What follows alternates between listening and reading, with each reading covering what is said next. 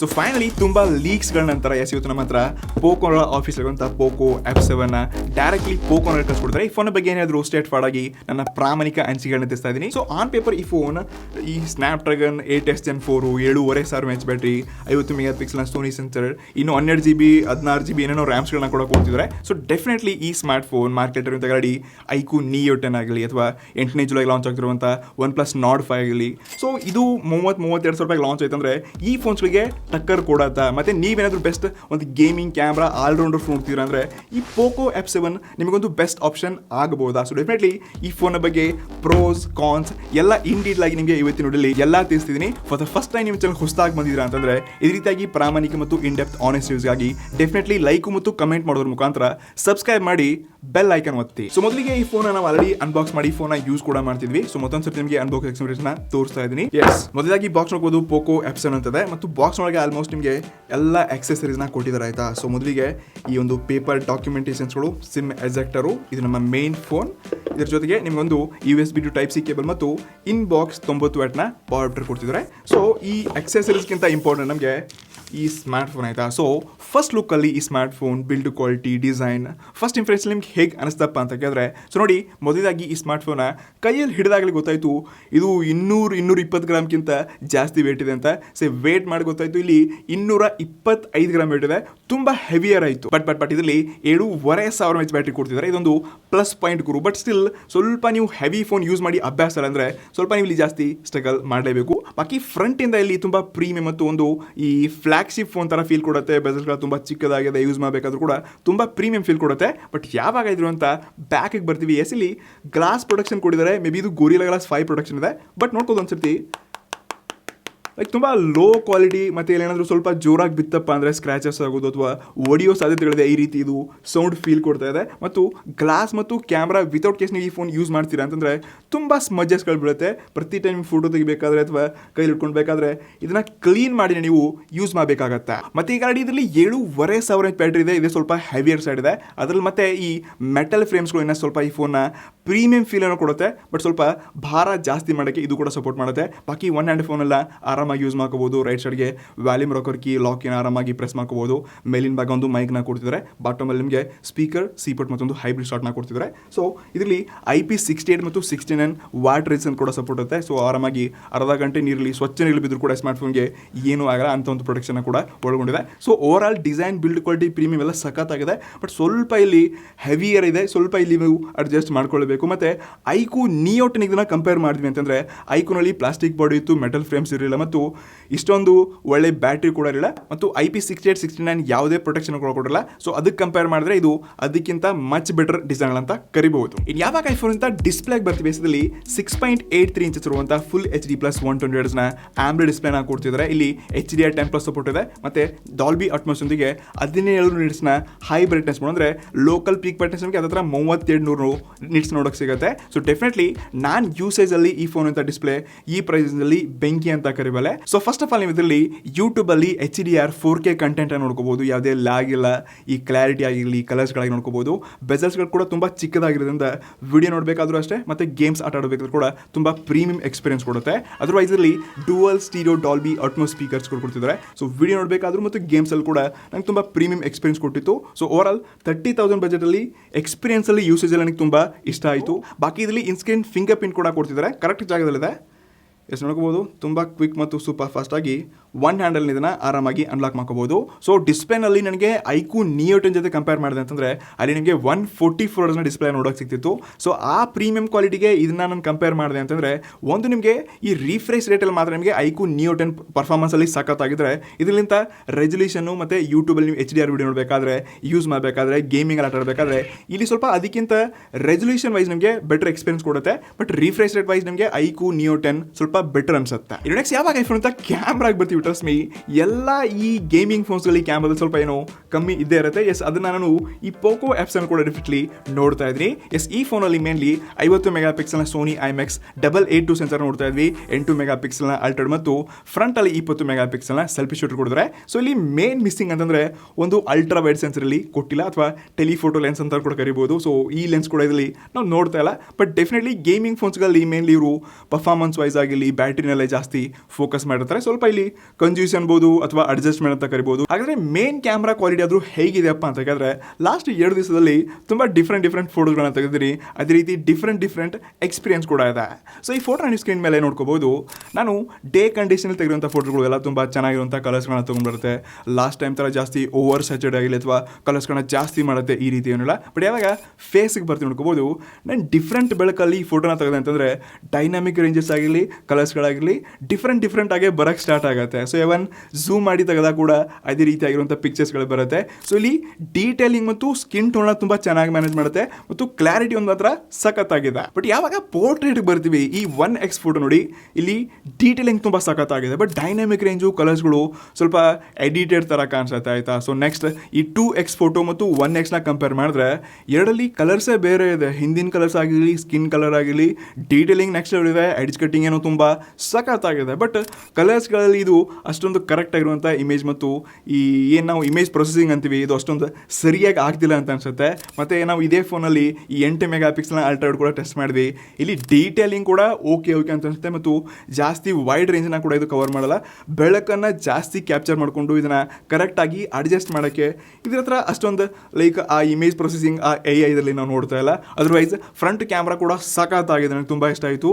Detailing ಚೆನ್ನಾಗಿದೆ. But still ಅದೇ ನಾವು ಒಂದು ಸರ್ತಿ ಬೆಳಕಲ್ಲಿ ಜಾಸ್ತಿ ಫೋಟೋ ತೆಗೆದಾಗ ಅಲ್ಲಿ ಕಲರ್ಸ್ಗಳು ಬೇರೆ ಇರುತ್ತೆ ಮತ್ತು ಇಲ್ಲಿಯ ಕಲರ್ಸ್ಗಳು ಬೇರೆ ಇರುತ್ತೆ. ನಾನು ಮತ್ತೊಂದು ವಿಷಯ ಹೇಳಕ್ಕೆ ಮರ್ತೋಗಿದ್ದೆ. ಸೊ ಈ ಫೋಟೋಸ್ ನೋಡಿ, ಥಾರ್ ಫೋಟೋ ನೋಡಿ, ಯಾವುದೇ ಒಂದು ಓಕೆ ಫೋಟೋ ನಾವು ಯಾವುದೇ ಒಂದು ನಾರ್ಮಲ್ ಆರ್ಗ್ಯಾನಿಕ್ ಇರುವಂಥ ಫೋಟೋ ನಾನು ಕರೆಕ್ಟಾಗಿ ಕ್ಲಿಕ್ ಮಾಡಿದ್ವಿ ಅಂತ ಕೂಡ ಇದು ಸ್ವಲ್ಪ ಜಾಸ್ತಿನೇ ಶೈನಿ ಕಲರ್ಸ್ಗಳನ್ನ ಜಾಸ್ತಿ ಬೂಸ್ಟ್ ಕೂಡ ಮಾಡುತ್ತೆ. ಸೊ ಇದು ಕೂಡ ಕೆಲವೊಂದು ಟೈಮ್ ನಾನು ಅಬ್ಸರ್ವ್ ಮಾಡಿದ್ದೀನಿ. ಸೊ ಫ್ರೆಂಡ್ಸ್, ಈ ವಿಡಿಯೋ ಏನು ನೋಡ್ತಾ ಇದ್ರೆ ಇದು 1080p 60 FPS ರೆಕಾರ್ಡ್ ಆಗ್ತಿದೆ. ಇಲ್ಲಿ 4K ರೆಕಾರ್ಡಿಂಗ್ ಎಲ್ಲ 30,000 ಕೊಡ್ತಾ ಇದ್ವಿ. ಸ್ಟಿಲ್ ಮೊದಲನೇದಾಗಿ ಇದು ಮಿಸ್ಸಿಂಗ್ ಇದೆ. ಇನ್ನೊಂದು ಈ ಬೆಳಕನ್ನು ಅಬ್ಸರ್ವ್ ಮಾಡಿ ಆಯಿತಾ. ಸೊ ನಾನು ಈ ಬೆಳಕಿಂದ ಈ ರೀತಿ ಸ್ವಿಚ್ ಆಗ್ತಾ ಇದ್ರೆ ಸ್ವಲ್ಪ ಕತ್ಲೆ ಬರುತ್ತೆ. ಸೊ ಕ್ಯಾಮ್ರಾ ಫ್ರಂಟ್ ಕ್ಯಾಮ್ರಾದಲ್ಲಿ 4K ಕೊಡಬೇಕಾಗಿತ್ತು, 60 FPS ಬೇಕಾಗಿತ್ತು, 35,000 ಮೇ ಬಿ ಇದಕ್ಕೆ ಕೊಡ್ತಾ ಇದ್ವಿ. ಸೊ ಫ್ರೆಂಡ್ಸ್, ಈ ವಿಡಿಯೋ ಏನು ನೋಡ್ತಾ ಇದ್ರೆ ಅದು 4K 60 FPS ರೆಕಾರ್ಡ್ ಆಗ್ತದೆ. ಸೊ ಇದರಂತ ವಿಡಿಯೋ ಕ್ವಾಲಿಟಿ ಕಲರ್ಸ್ಗಳು ತುಂಬ ಚೆನ್ನಾಗಿ ಬರುತ್ತೆ ಮತ್ತು OIS ಕೂಡ ಕೊಡ್ತಿದ್ದಾರೆ, ತುಂಬ ಒಳ್ಳೆ ಸ್ಟೆಬಲೇಷನ್ ಇದೆ. ಬಟ್ ಇದಂತ ಈ ಮೈಕ್ ಕ್ವಾಲಿಟಿನೇ ಸ್ವಲ್ಪ ನಾಯ್ಸ್ ತುಂಬ ಕಮ್ಮಿಗಳಿದೆ, ಆದರೂ ನಾಯ್ಸ್ ಜಾಸ್ತಿ ಬರ್ತದೆ. ಸ್ವಲ್ಪ ಸ್ಟೆಬಲೇಷನ್ ತೋರಿಸಿ ನಾನು ನೋಡ್ಬಿಟ್ಟು ನಿಮಗೆ. ಎಸ್, ಐ ಹೋಪ್ ನಿಮಗೆ ಇದೊಂಥ OIS ಮತ್ತು ಸ್ಟೆಬಲೈಸೇಷನ್ ಗೊತ್ತಾಗ್ತಿರ್ಬೋದು. ಬಟ್ ಸ್ಟಿಲ್ ಇಲ್ಲಿ 120 FPS ಎಲ್ಲ ಕೂಡ ಇನ್ನೂ ಚೆನ್ನಾಗಿರ್ತಿತ್ತು. ಮತ್ತು ಈ ಬೆಳಕೇನಿದೆ ಮೇಲ್ಮುಖ ಮಾಡಿದೆ ಅಂದರೆ ತುಂಬ ಬೆಳಕು ಕ್ಯಾಪ್ಚರ್ ಮಾಡುತ್ತೆ. ಮತ್ತು ಪುನಃ ಕೆಳಗೆ ಬಂದೆ ಅಂತಂದರೆ ಬೆಳಕನ್ನು ಇಲ್ಲಿ ಕರೆಕ್ಟ್ ಇದು ಲೈಟಿಂಗ್ನ ಅಡ್ಜಸ್ಟ್ ಮಾಡ್ಕೋತಾರ, ಇದೊಂದು ಇಶ್ಯೂ ಇದೆ. ಬಟ್ ಇದು ಪೋಕೋನವರಲ್ಲಿ ಚೇಂಜಸ್ ಮಾಡ್ಕೋಬೇಕು. ಸೊ ಇದೊಂದು ಫೀಡ್ಬ್ಯಾಕ್ ಇದೆ. ಬಟ್ ವಿಡಿಯೋ ಕ್ವಾಲಿಟಿ ಅಂತ ಕೂಡ ನಾನು ಹ್ಯಾಪಿ ಇಲ್ಲ. ಸೊ ಒಟ್ಟಿನಲ್ಲಿ ನಾನು ಇದನ್ನ ಐಕ್ಯೂ Neo 10 ಜೊತೆ ಕಂಪೇರ್ ಮಾಡಿದ್ರೆ ಐಕ್ಯೂನವರು ಸೇಮ್ ಸೆನ್ಸರ್ಸ್ನ ಒಳಗೊಂಡು ಅವರು ವಿವೋ ಅಲ್ಗೋರಿಥಮ್ ಇತ್ತು. ಅವ್ರ ಹತ್ರ ತುಂಬ ಲೈಕ್ ಸ್ಕಿನ್ ಟೋನ್ ಆಗಲಿ ಡೈನಾಮಿಕ್ ರೇಂಜು ವಿವೋ ಅಂತೂ ಕ್ಯಾಮ್ರಾದಲ್ಲಿ ಪ್ರೋ ಇದ್ದಾರೆ. ಸೊ ಆಬ್ವಿಯಸ್ಲಿ ಅವರ ನೆರಳಲ್ಲಿ ಬೆಳೆದಿರುವಂಥ ಐಕ್ಯೂ ಫೋನ್ಗೆ ಇದನ್ನು ಕಂಪೇರ್ ಮಾಡಿದ್ವಿ ಅಂತಂದರೆ ಎಸ್ ಐಕ್ಯೂ ಸ್ವಲ್ಪ ಬೆಟರ್ ಅಂತ ಅನ್ಸುತ್ತೆ. ಮತ್ತು ಕ್ಲಿಯರ್ಲಿ ಈ ಪೋಕೋನವ್ರು ಹೇಳ್ತಾರೆ ನಾವು ಗೇಮಿಂಗ್ ಸೆಂಟ್ರಿಕ್ ಮತ್ತು ಬ್ಯಾಟ್ರಿ ಮೇಲೆ ಫೋನ್ ಜಾಸ್ತಿ ಫೋಕಸ್ ಮಾಡಿದ್ವಿ. ನಾವು ಗೇಮಿಂಗ್ ಕ್ಯಾಮ್ರಾದಲ್ಲಿ ಡೆಡಿಕೇಟೆಡ್ ಕ್ಯಾಮ್ರಾ ಅಂತ ಎಲ್ಲೂ ಹೋಗಲಿಲ್ಲ. ಬಟ್ ಪರ್ಫಾರ್ಮೆನ್ಸಲ್ಲಿ ನಾವು ತುಂಬ ಟಾಪ್ ಇದೀವಿ ಅಂತ ಅವ್ರು ಹವಾ ಹಾಕೋತಾರೆ. ಹಾಗಾದರೆ ಪರ್ಫಾರ್ಮೆನ್ಸಲ್ಲಿ ಹವಾ ಆದರೂ ಎಷ್ಟು ಮೇಂಟೈನ್ ಮಾಡ್ತಿದ್ರು ಅಂತ ಕೇಳಿದ್ರೆ especially latest Snapdragon 8S Gen 4 ಚಿಪ್ಸೆಟ್ನ ಕೊಡ್ತಿದ್ರೆ ಸೇಮ್ ಇದೇ ಚಿಪ್ಸೆಟ್ನ ನಾವು ಐಕ್ಯೂ Neo 10 ನೋಡ್ತಿದ್ವಿ. ಇನ್ನೂ ಕೆಲವೊಂದು ಬೇರೆ ಫೋನ್ಸ್ಗಳು ಬರ್ತಿದೆ, ಅದ್ರೂ ಕೂಡ ಸೇಮ್ ಇದೇ ಚಿಪ್ಸೆಟ್ ಇದೆ. ಸ್ವಲ್ಪ ಕಂಪೇರಿಸನ್ಗೆಲ್ಲ ವೇಟ್ ಮಾಡಿ ಆಯ್ತಾ, ನಾನು ಮುಂದಿನ ಕಂಪೇರಿಸನ್ ಕೂಡ ಮಾಡಿದ್ದೀನಿ. ಸೊ ಎಸ್, ಈ ಫೋನ್ನ ಬಂದ ತಕ್ಷಣ ಅಂತೂ ಸ್ಕೋರ್ ಟೆಸ್ಟ್ ಮಾಡಿದ್ವಿ. ಬ್ರ್ಯಾಂಡ್ ಹೇಳುತ್ತೆ 2.1 ಮಿಲಿಯನ್ ಅಂತೂ ಸ್ಕೋರ್ ಬರುತ್ತಪ್ಪ ಅಂತ. ಎಸ್, ಬಟ್ ನಾನು ಟೆಸ್ಟ್ ಮಾಡಿರೋ ಪ್ರಕಾರದಲ್ಲಿ 18,70,000 ಹತ್ರ ಅಂತೂ ಸ್ಕೋರ್ ಬಂತು. ಎವನ್ CPU ತೋಟಲ್ ಕೂಡ ನಾನು 15 ನಿಮಿಷದ ಥರ 2 ಟೈಮ್ ಟೆಸ್ಟ್ ಮಾಡಿದೆ. ಇಲ್ಲಿ ಎಲ್ಲೋ ಲೈನ್ಸ್ಗಳು ಜಾಸ್ತಿ ಬಿಸಿ ಆದಾಗ ಎಲ್ಲೋ ಲೈನ್ಸ್ಗಳು ಕೂಡ ನೋಡ್ಕೊಂಡಿದ್ದೀನಿ. ಸೊ ಎಲ್ಲ ಫೋನ್ಸ್ಗಳಲ್ಲಿ ಈ ಆ ಥ್ರಾಟಲ್ ಏನಿರುತ್ತೆ ಈ ಪ್ರೊಸೆಸ್ ಇದೇ ರೀತಿಯಾಗಿ ಎಲ್ಲೋ ಲೈನ್ಸ್ಗಳನ್ನ ತೊಗೊಂಡು ಬಂದೇ ಬರುತ್ತೆ. ಗ್ರೀನ್ ಇರುತ್ತೆ ನೋಡಿ, ಯಾವಾಗ ಆ ಫೋನ್ಸ್ಗಳು ಹೆವಿಯಾಗಿ ಜಾಸ್ತಿ ಯೂಸ್ ಮಾಡಿರಲ್ಲ ಅಥವಾ ಬೇರೆ ಗೇಮ್ಸ್ಗಳನ್ನ ಟೆಸ್ಟ್ ಮಾಡಿಬಿಟ್ಟು ಈ ಥರ್ಮಲ್ ಟೆಸ್ಟ್ ಮಾಡಿದ್ರೆ ಆವಾಗ ಮಾತ್ರ ಗ್ರೀನ್ ಇರುತ್ತೆ. ಸೊ ಟ್ರಸ್ಟ್ ಮೀ, ನಾನು ಇದರಲ್ಲಿ ತುಂಬ ಗೇಮ್ಸ್ ಆಟ ಆಡಿದ್ದೀನಿ. ಇದರಲ್ಲಿ COD ಆಗಲಿ ಅಥವಾ BGMI ಕೂಡ ನಾನು ಹೈ ಸೆಟ್ಟಿಂಗ್ಸಲ್ಲಿ ಆಟ ಆಡೋಕ್ಕೆ ಟ್ರೈ ಮಾಡಿದ್ದೀನಿ. ಸೊ ಮೊದಲಾಗಿ ಇದರಲ್ಲಿ ಸ್ಮೂತ್ ಎಕ್ಸ್ಟ್ರೀಮ್ ಪ್ಲಸ್ನ ಅಪ್ಡೇಟ್ ಮಾಡಿಕೊಂಡು ಸಪೋರ್ಟ್ ಮಾಡ್ಕೋಬಹುದು. ಸೊ ಇದರಲ್ಲಿ ಅಪ್ ಟು ನಿಮಗೆ 90 FPS stable game play experience ಸಿಗುತ್ತೆ. ನಾನು BGMI ಆಗಲಿ TDMI ಆಗಲಿ ಬೇರೆ ಗೇಮ್ಸ್ಗಳನ್ನ ಕೂಡ ಆಟ ಆಡಿದ್ದೀನಿ. ನಿಜವಾಗ್ಲೂ ಒಳ್ಳೆ ಸ್ಟೇಬಲ್ ಒಂದಿಗೆ ಒಳ್ಳೆ ಪ್ರೀಮಿಯಂ ಎಕ್ಸ್ಪೀರಿಯನ್ಸ್ ಕೊಡುತ್ತೆ. ಮತ್ತು ಝೈರೋಸ್ಕೋಪಿ ಎಲ್ಲ ಸೆನ್ಸರ್ಸ್ಗಳು ಕರೆಕ್ಟಾಗಿ ವರ್ಕ್ ಆಗುತ್ತೆ. ಮೂವ್ಮೆಂಟ್ಸ್ಗಳಾಗಲಿ ಬುಲೆಟ್ ಹೋಗ್ತಾರೆ ಅಂತ ಸೌಂಡ್ ಆಗಲಿ ಇಲ್ಲಿ ಗೇಮಿಂಗ್ ಎಕ್ಸ್ಪೀರಿಯನ್ಸ್ ನಿಜವಾಗ್ಲೂ ಸಖತ್ತಾಗಿದೆ. ಬಟ್ ಇಲ್ಲಿ ನನಗೆ ಒಂದು ಕಮ್ಮಿ ಅನಿಸಿದಪ್ಪ ಅಂದರೆ 120 FPS ಸಪೋರ್ಟ್ ಇಲ್ಲಿ ಕ್ಲಿಯರ್ಲಿ ಎಲ್ಲ ಕಡೆ ಬೇಕಾಗಿತ್ತು. ಸೊ ಇದೊಂದು ಮೇನ್ ಮಿಸ್ಸಿಂಗ್ ಇದೆ. ಸೊ ಅಲ್ಲಿ ಯಾರೋ 30,000 ರೂಪಾಯಿ ಬಜೆಟಲ್ಲಿ 144 FPS ಗೇಮ್ ಪ್ಲೇ ಸಪೋರ್ಟ್ ಕೊಡ್ತಿದ್ದು ಗೇಮಿಂಗ್ ಅಂತ ಹೈಪ್ ಮಾಡ್ತಿದ್ರೆ ಪೋಕೋ ಇಲ್ಲಿ ಯಾಕಪ್ಪ ಹಿಂಜರಿತಿದೆ ಅಂತ ಗೊತ್ತಿಲ್ಲ. ಬಟ್ ಈ ಹೋಪ್ಫುಲಿ ಅಪ್ಡೇಟ್ಸ್ಗಳೊಂದಿಗೆ ಇಲ್ಲಿ ಕೂಡ ನಿಮಗೆ ಹೈ ಸೆಟ್ಟಿಂಗ್ಸಲ್ಲಿ 120 FPS ನಿಜವಾಗ್ಲೂ ಸಪೋರ್ಟ್ ಆಗ್ಬೋದು. ಬಟ್ ಗೊತ್ತಿಲ್ಲ, ಇದೊಂದು ಕಮ್ಮಿ ಇದೆ. ಬಟ್ 90 FPS ನೀವು ನೆಕ್ಸ್ಟ್ ಲೆವೆಲ್ ಪ್ರೀಮಿಯಂ ಗೇಮಿಂಗ್ ಎಕ್ಸ್ಪೀರಿಯನ್ಸ್ನ ಡೆಫಿನೆಟ್ಲಿ ಈ ಪ್ರೈಸಲ್ಲಿ ನೋಡ್ಕೋಬಹುದು. ಮತ್ತೊಂದು ಥಿಂಗ್ ನಾನು ಐಕ್ಯೂ ಜೊತೆ ಕಂಪೇರ್ ಮಾಡಿದೆ ಅಂತಂದ್ರೆ ಇದರಲ್ಲಿ 7.5 ಇಂಚ್ ಬ್ಯಾಟ್ರಿಯಿಂದ ಕಂಟಿನ್ಯೂಸ್ಲಿ ಬ್ರ್ಯಾಂಡ್ ಹೇಳುತ್ತೆ 7 ಗಂಟೆಗಳ ಕಾಲ ನೀವು ಕಂಟಿನ್ಯೂಸ್ಲಿ ಗೇಮ್ ಪ್ಲೇ ಆಟ ಆಡ್ಕೋಬಹುದು ಅಂತ. ಬಟ್ ಐಕ್ಯೂನಲ್ಲಿ ಜಸ್ಟ್ ನಿಮಗೆ 4 to 5 ಅವರ್ಸ್ನ ಗೇಮ್ ಪ್ಲೇ ಕಂಟಿನ್ಯೂಸ್ಲಿ ನೋಡಕ್ಕೆ ಸಿಗುತ್ತೆ. ನನಗಂತೂ ಈ ಫೋನ್ ಅಂತ ಪರ್ಫಾರ್ಮೆನ್ಸ್ ವೈಸ್ ಯೂಸೇಜ್ ಅಲ್ಲಿ ಯಾವುದೇ ಕಂಜ್ಯೂಸಿ ಅಂತ ಅನ್ಸಲ್ಲ. ಬಟ್ 120 FPS ಸಪೋರ್ಟ್ ನಿಜವಾಗ್ಲೂ ಹೈ ಸೆಟ್ಟಿಂಗ್ಸ್ ಅಲ್ಲಿ ಬೇಕಿತ್ತು, ಅದು ಇದರಲ್ಲಿ ಮಿಸ್ಸಿಂಗ್ ಇದೆ. ಇನ್ನು ಯಾವಾಗ ಐಫೋನ್ ಅಂತ ಸಾಫ್ಟ್ವೇರ್ ಮತ್ತು ಸ್ಟೋರೇಜ್ ಬರ್ತೀವಿ, ಇದು out of the box Android 15 ಒಂದಿಗೆ ಇವರ HyperOS ಶೋಮಿ ಅವರ HyperOS 2.0 ನೋಡ್ತಾ ಇದ್ವಿ. ಸೊ ಅದರ್ವೈಸ್ ಇಲ್ಲಿ ನಿಮಗೆ 2+3 years ನ OS ಅಪ್ಡೇಟ್ ಗ್ಯಾರಂಟಿಯನ್ನು ಕೊಡ್ತಿದ್ದಾರೆ. ಇಲ್ಲಿ ಕೂಡ ಅಟ್ಲೀಸ್ಟ್ 3-4 years ಕೊಡಬೇಕಾಗಿತ್ತು. ನಾವು 30,000-40,000 ಈ ಫೋನ್ ಪೇ ಮಾಡ್ತಿದ್ವಿ ಅಂದ್ರೆ ಇಲ್ಲಿ ಕೂಡ ಸ್ವಲ್ಪ ಪೋಕೋನವರು ಕಂಜ್ಯೂಸಿ ಮಾಡಿದ್ರೆ. ಅದರ್ವೈಸ್ ಸ್ಟೋರೇಜ್ ನಲ್ಲಿ ನಿಮಗೆ LPDDR5X ಮತ್ತು UFS 4.1 ಫ್ಲಾಗ್ಶಿಪ್ ಅಂದ್ರೆ ಈ ಫ್ಲಾಗ್ಶಿಪ್ ಕಿಲ್ಲರ್ ಅಥವಾ ಈ ಮಿಡ್ ಬಜೆಟ್ ಇರುವಂತ ಈ ಫೀಚರ್ಸ್ ನ ಎಲ್ಲ ಬ್ರಾಂಚ್ ಕೊಡ್ತಿದ್ದಾರೆ. ಸೊ ಇದು ಕೂಡ ಪೋಕೋನವರು ಒಂದು ಒಳ್ಳೆ ಕೆಲಸ ಮಾಡಿದ್ದಾರೆ. ಇನ್ AI ಫೀಚರ್ಸ್ ಕೂಡ ತುಂಬಾ ಬೇರೆ ಬೇರೆ ಹೊಸ AI ಫೀಚರ್ಸ್ ನ ಕೂಡ ಆಡ್ ಮಾಡಿದ್ದಾರೆ. ಫಾರ್ ಎಕ್ಸಾಂಪಲ್ ಇದರಲ್ಲಿ ಗೂಗಲ್ ಜೆಮಿನೈ ಬಿಲ್ಟಿನ್ ಆಗಿರಲಿ, AI ರೈಟಿಂಗ್ ಆಗಿರಲಿ, ಅಥವಾ ಇಂಟರ್ಪ್ರಿಟರ್ ಆಗಿರಲಿ, ಸರ್ಕಲ್ ಟು ಸರ್ಚ್ ಆಗಿರಲಿ, ಇನ್ನಿತರ ತುಂಬಾ ಬೇರೆ ಬೇರೆ AI ಫೀಚರ್ಸ್ ನ ಕೂಡ ಕೊಟ್ಟಿದ್ದಾರೆ.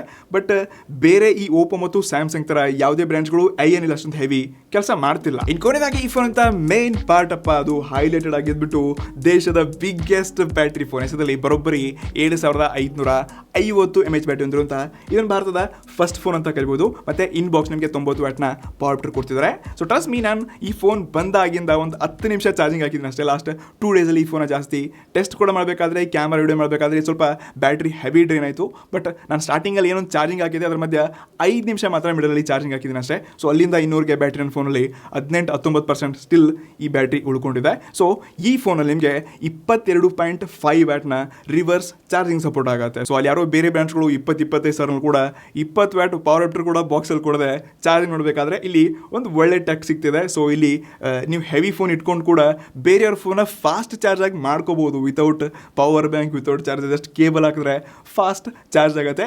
ಇದೊಂಥರ ನನಗೆ ಕ್ರೇಜಿ ಟೆಕ್ ಅಂತ ಆಯ್ತಾ. 22 ಈಸಿ ಅನ್ಕೊಳಕ್ಕೆ ಹೋಗ್ಬಿಡಿ, ಅಷ್ಟೊಂದು ಫಾಸ್ಟ್ ಚಾರ್ಜಿಂಗ್ ನಾರ್ಮಲ್ ಚಾರ್ಜರ್ಸ್ ಕೂಡ ಮಾಡ್ತಿಲ್ಲ. ಸೊ ಡೆಫಿನೆಟ್ಲಿ ಇದ್ರ ಸ್ಕ್ರೀನ್ ಆನ್ ಟೈಮ್ ಆಗಿರಲಿ, ನಾನು ಇದ್ರ ಬಗ್ಗೆ ಡೆಡಿಕೇಟೆಡ್ ರಿವ್ಯೂ ಎಲ್ಲ ಮಾಡಿದೆಪ್ಪ ಅಂದರೆ ಎಷ್ಟು ಗಂಟೆಗಳ ಕಾಲ ಬ್ಯಾಕಪ್ ಬರುತ್ತೆ ಎಕ್ಸಾಕ್ಟ್ಲಿ ಅದು ನಾನು ಟೆಸ್ಟ್ ಮಾಡಬಲ್ಲೆ. ಮತ್ತು ಬ್ರ್ಯಾಂಡ್ 7 ಗಂಟೆ 8 ಗಂಟೆ 9 ಗಂಟೆ ಇದೆಲ್ಲ ಕಂಟಿನ್ಯೂಸ್ಲಿ ನಿಮಗೆ ಗೇಮ್ ಪ್ಲೇ ಸಿಗತ್ತಪ್ಪ ಅಂತ ಹೇಳುತ್ತೆ. ಬಟ್ ಅಷ್ಟೊಂದು ಬ್ಯಾಟ್ರಿ ಸಿಗಲ್ಲ ಅಂತ ಅನ್ಸುತ್ತೆ. ಡೆಫಿನೆಟ್ಲಿ ಇದು ಎಷ್ಟು FPS ಮೇಲೆ ಆಟ ಆಡ್ತಿದ್ರಾ, ಎಷ್ಟು ಹೈ ಸೆಟ್ಟಿಂಗ್ಸ್ ಆಡ್ತಿದ್ರಾ, ಇದೆಲ್ಲ ಮ್ಯಾಟರ್ ಆಗುತ್ತೆ. ಸೊ ಓವರಾಲ್ ಬ್ಯಾಟ್ರಿಲಂತೂ ಬೆಂಕಿ ಅಂತ ಕರಿಬೋದು ಗುರು. ಈ ಫೀಚರ್ ನನಗೆ ತುಂಬ ಇಷ್ಟ ಆಯಿತು. ಸ್ವಲ್ಪ ನನಗೆ ಬ್ಯಾಟ್ರಿ ಹೆವಿ ಇದ್ರು, ಸ್ವಲ್ಪ ನನ್ನ ಫೋನ್ ಭಾರ ಇದ್ರು ನಡೆಯುತ್ತೆ. ಬಟ್ ಬ್ಯಾಟ್ರಿ ಬೇಕನ್ನೋರ್ಗೆ ಮಾತ್ರ ಚೆನ್ನಾಗಿರೋ ಹುಡುಗಿ ಸಿಕ್ಕ ಹಾಗೆ. ಹಾಗಾದ್ರೆ ಕೊನೆಯದಾಗಿ ಕನ್ಕ್ಲೂಷನ್ ಪಾರ್ಟ್, ಈ ಪೋಕೋ F7 ವಿತ್ ಆಫರ್ನೊಂದಿಗೆ 32 ಅಥವಾ 33 ಸಾವಿರ ರೂಪಾಯಿ ಕೂಡ ಸಿಕ್ಕರು ಈ ಫೋನ್ ಕೊಂಡುಕೋಬೋದಪ್ಪ ಅಂತ ನೀವು ಕೇಳ್ತಿದ್ದೀರಾ ಅಂತಂದ್ರೆ, ಸೊ ನಾನು ಇನ್ನೂ ಸ್ವಲ್ಪ ದಿನ ವೇಟ್ ಮಾಡಿ ಅಂತ ಹೇಳಕ್ಕೆ ಇಷ್ಟಪಡ್ತಾ ಇದ್ದೀನಿ. ಬಿಕಾಸ್ ಸದ್ಯಕ್ಕೆ ನಿಮಗೆ ಇದರ ಕಾಂಪಿಟೇಟರ್ ಐಕ್ಯೂ Neo 10 ಇದೆ. ಸೊ ಅದರ ಮಧ್ಯೆ ಇದೊಂದು ಬಂದು ಕುಂತ್ಕೊಂಡಿದೆ. ಇನ್ನು ರೈಟ್ ಸೈಡ್ ಇನ್ನೊಂದು 8 ದಿವಸದಲ್ಲಿ ಈ OnePlus Nord 5 ಕೂಡ ಬರ್ತಿದೆ. ಅದು ಕೂಡ ತುಂಬ ಒಳ್ಳೆ ಪರ್ಫಾರ್ಮೆನ್ಸ್ ಮತ್ತು ಪ್ರೀಮಿಯಂ ಎಕ್ಸ್ಪೀರಿಯನ್ಸ್ ಇರುವಂಥ ಫೋನ್ ಡೆಫಿನೆಟ್ಲಿ ಆಗೇ ಆಗುತ್ತೆ.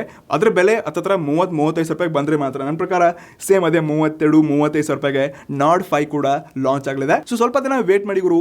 ಫಸ್ಟ್ ಸೇಲಲ್ಲಿ ಇಷ್ಟೊಂದು ಗಡಿಬಿಡಿ ಮಾಡಿಬಿಟ್ಟು ಫೋನ್ ತಗೊಳ್ಳೋ ಅವಶ್ಯಕತೆ ಇಲ್ಲ. ಸೊ ಒಂದ್ಸರ್ತಿ ಈ ಫೋನ್ನ ನೀವು ಬೇಕೇ ಬೇಕಪ್ಪ ಅಂತ ನೋಡ್ತಿದ್ರೆ, ಸದ್ಯಕ್ಕೆ ಒಳ್ಳೆ ಫೋನೇ ಹುಡುಕ್ತಿದ್ರೆ, ಸದ್ಯಕ್ಕೆ ಬೇಕಪ್ಪ ಅಂತಂದ್ರೆ ಒಂದ್ಸರ್ತಿ ಇರುವಂಥ ಪ್ರೋಸ್ ಮತ್ತು ಕಾನ್ಸ್ನ ಸ್ಕ್ರೀನ್ ಮೇಲೆ ತೋರಿಸ್ತಾ ಇದ್ದೀನಿ, ನೋಡ್ಕೋಬಹುದು. ಒಂದು ಈ ಫೋನ್ ಇಂಥ ಪ್ರೋನಲ್ಲಿ ನನಗೆ ಈ ಬ್ಯಾಟ್ರಿ ಸಖತ್ ಇಷ್ಟ ಆಯಿತು. ಡಿಸ್ಪ್ಲೇ ಸಖತ್ ಆಗಿದೆ, ರ್ಯಾಮ್ ವೇರಿಯಂಟ್ಸ್ಗಳಾಗಿರಲಿ ಮತ್ತು ಡಿಸೈನ್ ಕೂಡ ಬೇರೆ ಫೋನ್ಸ್ಗಿಂತ ಚೆನ್ನಾಗಿದೆ, ಯುನೀಕ್ ಮಾಡಿದ್ದಾರೆ. ಇನ್ ಡುವಲ್ ಸ್ಟೀರಿಯೋ ಸ್ಪೀಕರ್ಸ್ಗಳನ್ನ ಕೊಡ್ತಿದ್ದಾರೆ. ಅವನಲ್ಲಿ IP68-69 ವಾಟರ್ ರೆಸಿಸ್ಟೆಂಟ್ ಕೂಡ ಇದೆ ಮತ್ತು ಬಾಕ್ಸ್ ಕೂಡ ಆಲ್ಮೋಸ್ಟ್ ಎಲ್ಲ ಆಕ್ಸೆಸರೀಸ್ನ ಕೊಡ್ತಿದ್ದಾರೆ. ಸೊ ಇದೊಂಥರ ಪ್ರೋ ಸೈಡ್ ಆದರೆ ನಿಮಗೆ ಕಾನ್ ಸೈಡಲ್ಲಿ ಈ ಫೋನ್ ಸ್ವಲ್ಪ ಜಾಸ್ತಿ ಹೆವಿ ಅನ್ಸುತ್ತೆ. ಇದನ್ನ ಬಿಟ್ಟು ಅಂದರೆ ಇಲ್ಲಿ ನಿಮಗೆ ಈ 2+3 ಇಯರ್ಸ್ನ OS ಅಪ್ಡೇಟ್ ಕೊಡ್ತಿದ್ದಾರೆ.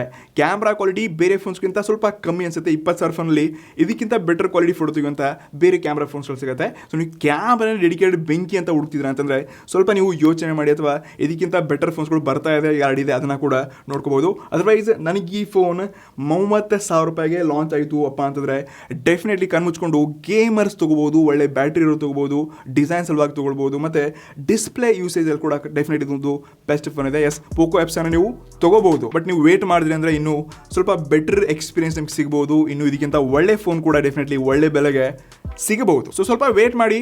ಮತ್ತೆ ಈ ನಮ್ಮ ಇನ್ ಡೆಪ್ತ್ ಆನೆಸ್ಟ್ ರಿವ್ಯೂ ಹೇಗೆ ಅನ್ನಿಸ್ತು ಡೆಫಿನೆಟ್ಲಿ ಕೆಳಗಡೆ ಕಮೆಂಟಲ್ಲಿ ಕೂಡ ತಿಳಿಸಿ. ಸಿಗೋಣ ಇನ್ನಷ್ಟು ಆನೆಸ್ಟ್ ಮತ್ತು ಇನ್ ಡೆಪ್ತ್ ರಿವ್ಯೂ ಜೊತೆಗೆ. ನೆಕ್ಸ್ಟ್ ಒನ್, ನಮಸ್ಕಾರ.